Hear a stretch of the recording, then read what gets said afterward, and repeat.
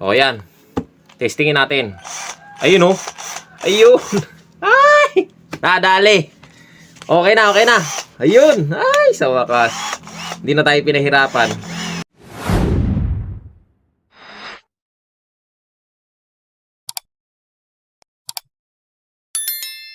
Ayun guys, magandang araw. So, may re-repair tayo ngayon dito na isang Conan. Conan na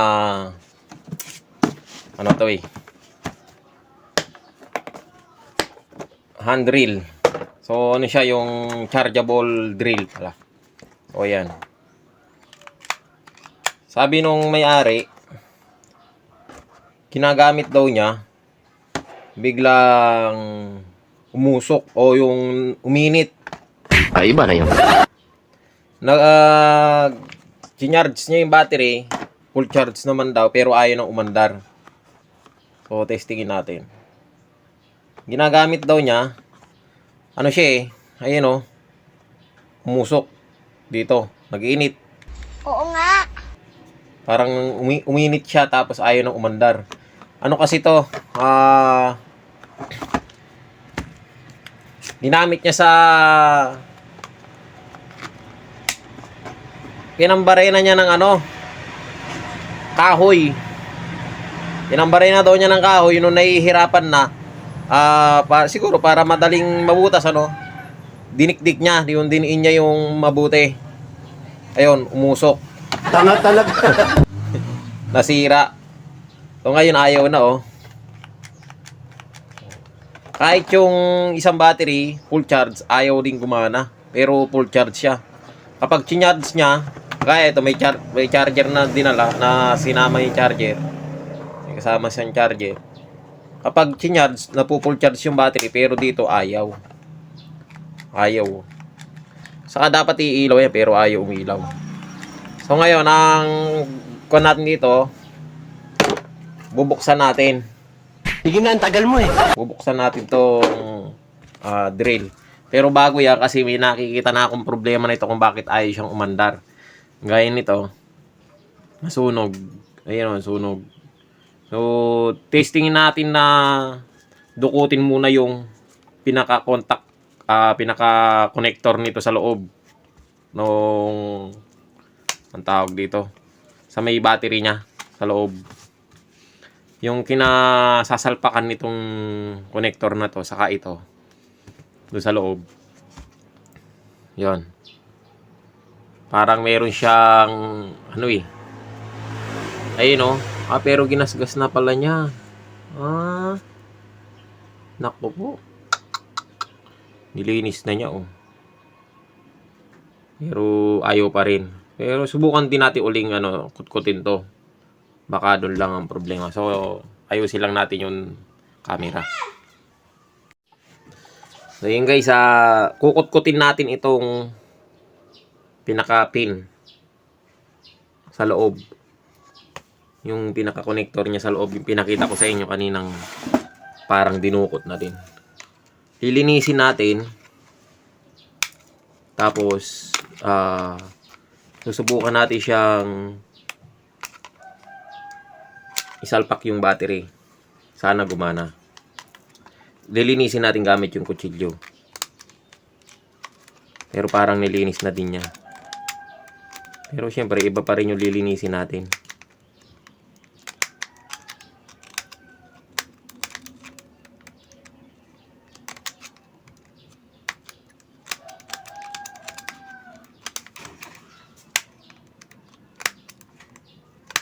Nahirapan siguro itong barena.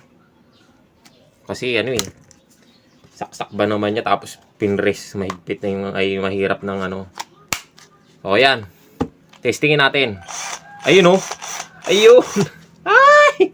Nadali. Okay na, okay na. Ayun. Ay, sa wakas. Hindi na tayo pinahirapan. Kaya nga, ito alam kung magaling ang tsamba mo, malakas eh.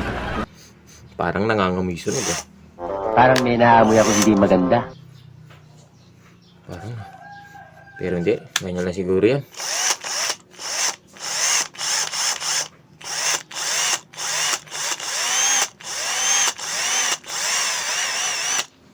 Okay na. Ganun lang pala yung naging problema niya. Magaling ka Kulang eh. sa linis kasi ano siya eh. Napansin ko kasi ito, sunog. So, ibig sabihin, yung connector niyan, maaaring yung plastic nito pumakat doon sa connector. Kaya siya ayaw gumana. So, ngayon, testingin natin to. Pero bago natin testingin, ito yung may nasunog na ano eh, no? Bago natin siya testingin, linisin muna natin itong gilid. Kutkutin natin. Para pag pinasok doon, ay magko-contact. Buti na lang. Ito lang ang naging problema. Hindi na tayo pahihirapan. Kala ko magbabaklas pa tayo ng motor. Yun. Okay na siguro to. Ano siya eh. Kumbaga sa kan, nahirapan na yung motor eh. Pinilit pa siguro. Ano ba yan? Ito ayaw talaga. That's a very, very big problem. Ayaw talaga ito. Maaaring ito ay sira na. Subukan nating testerin.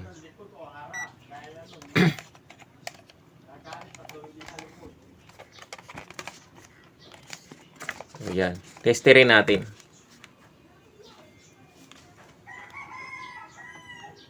Oh, meron naman siya. 12 volts. Oh. So, may supply. Itong isa ilan. Oh, ito 11 lang eh. Ito 12 volts pa. Oh. So, ibig sabihin may karga. Pero bakit ayaw?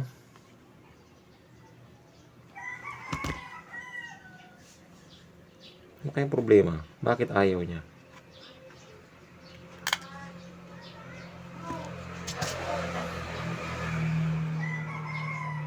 Linisin natin mabuti. Baka hindi niya nako-contact mabuti.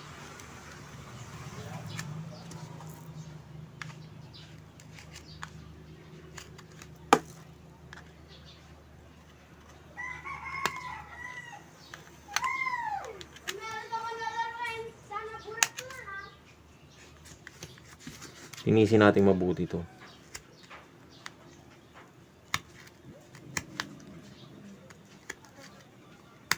Baka kulang lang sa linis. Sana nga. Kasi sakto naman yung voltahe. Sobra pang 11 volts lang yung isa eh. Ito 12 volts. Pero ayaw. Testingin natin uli.